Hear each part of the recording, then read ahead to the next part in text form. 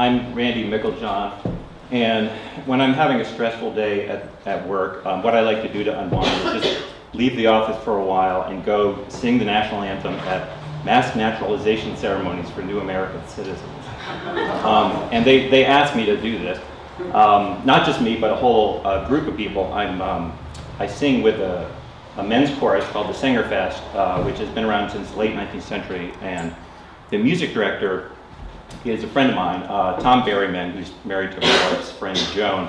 Until he retired a couple years ago, Tom was on the music faculty at St. Mark's School in Southborough, Mass, where he lived right across the street from Ginny and Rick Umiker, because Rick is also on the faculty.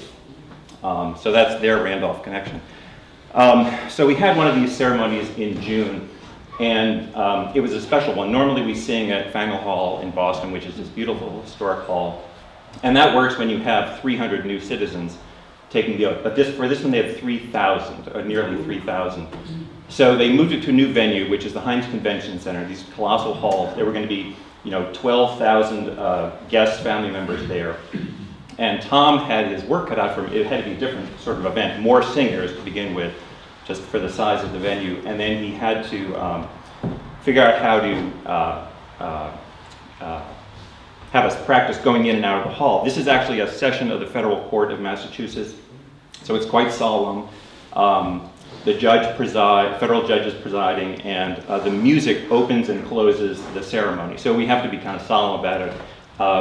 What he had us do out in the lobby was practice the movements.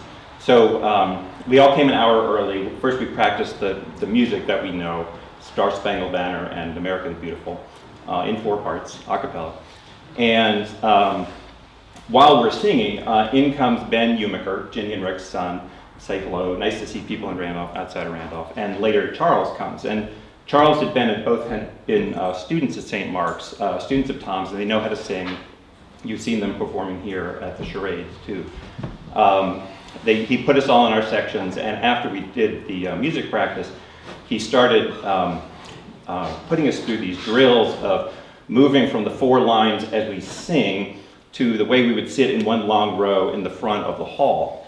And we had to do that 3 times. So we had to enter, sit, stand, sing, sit again, wait for the ceremony. And we actually practiced this quite a lot out in the lobby, looping around, going single file to rows to single file, passing each other, saying, fancy meeting you, that kind of thing. People who sing in men's choruses say to each other. And so, 20 minutes or so, I think Tom decided that we more or less had it figured out, and he was trying to figure out what to tell people just as the last instruction. We're about to go in, and he just wanted to leave them with one thing. And I was the leader of the line because I'm in the bass section. I'm tall. I'm in the back. And I should explain at this point that when he says this instruction, he calls me by the name that he normally calls me by. And what he says is, I want everyone, when they get in there, you just need to follow Randolph. And 2 beats later, we start walking in. Again, the line is looping around, and around comes Charles again, except this time he has this big face on. He said, Randolph! Then, all right, there's another one. Because, he knows me by another name, and most of you know me by another name. And we're not changing that today. But, I started using Randolph almost 40 years ago, and if people are still getting surprised by it, I think I'm doing something wrong. So I thought this occasion I would just get it over with by letting you all know that this is what has been going on. While I'm at it, Randolph is actually not my legal name, it's my middle name. My first name is Douglas. Douglas Randolph Meiklejohn.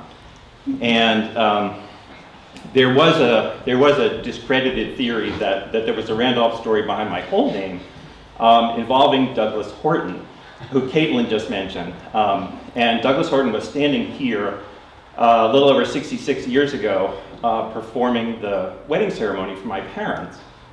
And he was a very dignified man, a pillar of this community and of the church. But I couldn't stop myself from imagining this alternate ceremony that he might have performed on that day, very minimalist, something like this. Douglas, Randolph. Meiklejohn. But that would be that's overthinking it. I think, it's simpler than that. When you get geography for your middle name, it's just because your parents love someplace, and it means you get to take it with you wherever you go, and it's always with you, and that's been my experience. And I thought that